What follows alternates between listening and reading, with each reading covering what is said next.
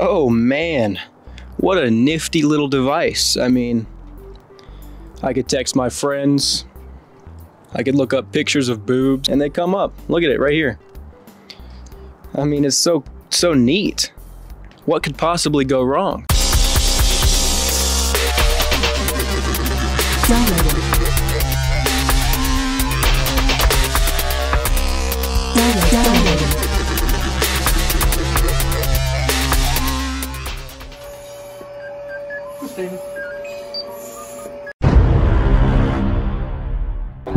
There is a high, the addict admits this, but after a while that high is harder to get. Eventually nothing else matters. Your habit is so instilled you lose your mental and physical control. Dude, you okay?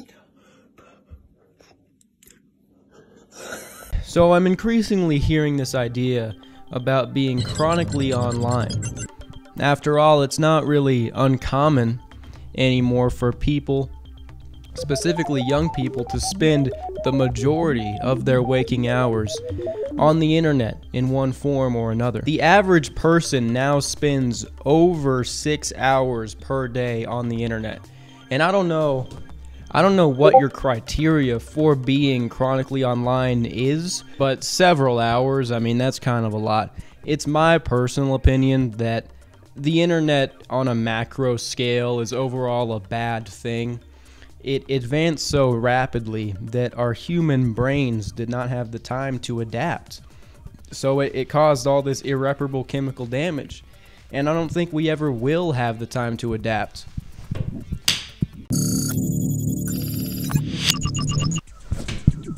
And I don't really know if we ever will adapt, because the damage it's caused will probably lead Western society to collapse before, we're able to figure it out. But it is what it is, We've become reliant on the internet in so many ways. I need it for directions. I need it for hoes. I need it for school. I mean, I need it for all this stuff. It's not going away. So what you have to do on a micro scale in your individual life is learn how to harness it, how to use it as a tool. It's okay to use the internet. Just don't let the internet use you.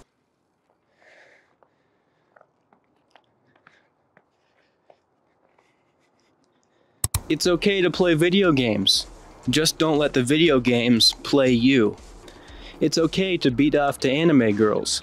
Just don't let the anime girls beat off to you. That doesn't really work. Just don't, just don't beat off. It's a bad idea. The point is, it can be a good thing if used correctly. But a lot of people don't use it correctly. They're chronically online. And when you are chronically online, there are a few pretty significant side effects. If you look at these consequences seriously, you might be able to cure yourself before the disease becomes terminal. But chances are it's probably too late for you. The first side effect of being chronically online is that internet addiction is a real thing, and it has been associated with depression and insomnia. And looking at screens a lot, all this artificial light, as well as just constantly filling your mind with noise, can be pretty bad for your sleep cycles.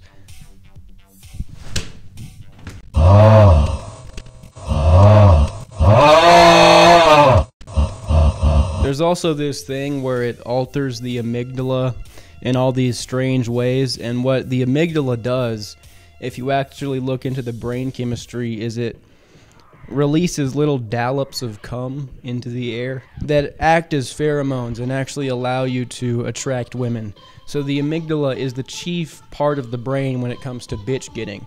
So now you really understand the problem. No, but actually I don't know what the amygdala does, but it is real science that it's messing it up. The point is that your brain is getting fucked by the internet. And that leads me to another thing. Your attention span gets out of whack if you're chronically online. Data is just delivered so snappy quick when you're on the internet all the time, and your brain acclimates to it. Next thing you know, I can't focus on any tasks. I can't even read a book. The only thing I can read are like impact font memes. The only time I could read a book is probably if it was just a picture book with a bunch of boobs in it. But even then, I would probably trail off. I mean, I even lose focus when I'm fucking. And this whole attention span thing kind of bleeds into your social life because it makes you weird. Like, you can't be in the moment anymore because your brain's just turned so ADHD. It makes you kind of autistic. You can't listen to what anybody's saying because your head's going so many places. You're thinking about, you know, sped up songs and all this. You might have seen that meme where it's like, this is what a gamer will look like in 15 years or some shit. And I know it's a joke and everything, but I do genuinely think you look different if you are chronically online. Or at the very least, you give off a peculiar vibe. I mean, you could usually just tell if someone is chronically online if you just observe their body language. And also, when you're chronically online, you get all of these odd interests that, you know, nobody in the outside world will know what the fuck you're talking about if you want to talk about your hobbies or whatever. The only people that share your interests, if you're chronically online, are other chronically online people, but they don't go outside. So you won't be able to connect with anybody except for over the internet. It's like you're in a quicksand. I mean, you're out here talking about indie gaming and your favorite VTuber. You have no stories to tell. Another thing is that if you're chronically online, you're not outside getting real life experience. If you spend a lot of time on the internet, you've revoked your license of calling yourself a free thinker. Because no the fuck you're not. You're not even giving your brain enough time, enough space to simply be quiet and generate your own original, unique opinions. You're just filling it with so much data, so much artificial data, not even real life shit. You just become a consumer, an NPC, just consuming all this content.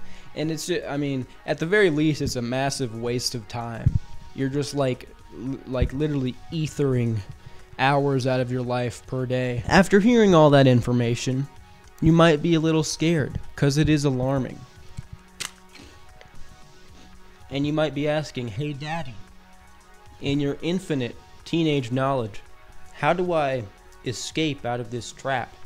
How do I grasp the rope of light before it is too late for me? What most people will say if you're seeking answers is just go outside, go touch grass. But Daddy understands that this is very dismissive of genuine demographic, economic, and communal problems that we have in the Western world. It's not like if you just take a step outside, you will suddenly, through serendipity, find a healthy social circle with a bunch of single young women, and you won't need to rely on the internet for social connection and community anymore. That's not how it works. In many ways, the internet has divided us, but we were already seeing a loss of community for other reasons even prior to the takeoff of the internet. It was sort of just the nail in the coffin that really solidified this as a genuine problem that, you know, just go outside, bro, doesn't really solve. You have to really consider the question, why do people use the internet so much? And the answer is not because they're all just weirdos who don't leave the crib all day. There are genuine issues here that run very deep. Social capital, which is defined as the quality and the amount of relationships that you have, the health of your social life and your social circle, has already been decreasing. Community as we know it has been falling apart, and it has been for decades for a bunch of different socio-economic reasons, but the internet accelerated it because the remaining communities that we did have were digitized. It's not like the only people who are chronically online are these neat basement dwellers. People who go to work, who go to school every day, are equally impacted by these issues and by internet addiction. These people go outside and touch grass every day, but it's almost like there's nothing there for them. These people are just as chronically online. People who have jobs, go outside or go to school every day. Every day after high school.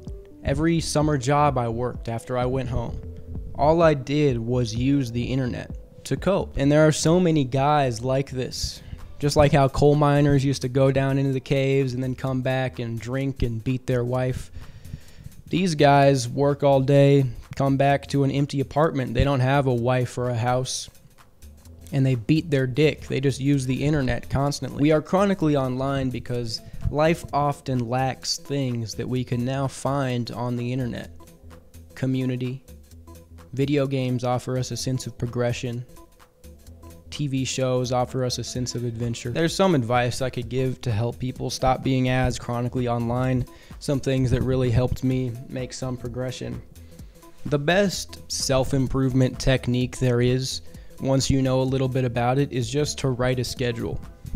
So if you write out a schedule, which obviously shouldn't include 6 hours every day for you to use the internet. So if you just write this schedule and try really hard to have the discipline to follow it, and maybe over time marginally decrease the amount of internet you're using, once you get, this first version of the schedule down, then you intensify it a little bit. You can make a lot of progress that way. Just knowing what you are supposed to do with this time frame in your day will keep you from just mindlessly scrolling. Also, another thing is that every week you should have one day where you completely fast from the internet and don't use it at all. It's possible to do it for just one day, and this is a good reset period for your brain. For me, this day is Sunday. I just don't have any screen time, pretty much. So by doing that right there, you've already cut off your time by 1/7. And then by doing the schedule thing, that's a whole lot of other time. So that's a lot of improvement, and that's a good foundation to build on from to the point where you're pretty much only using the internet for the most practical, helpful reasons.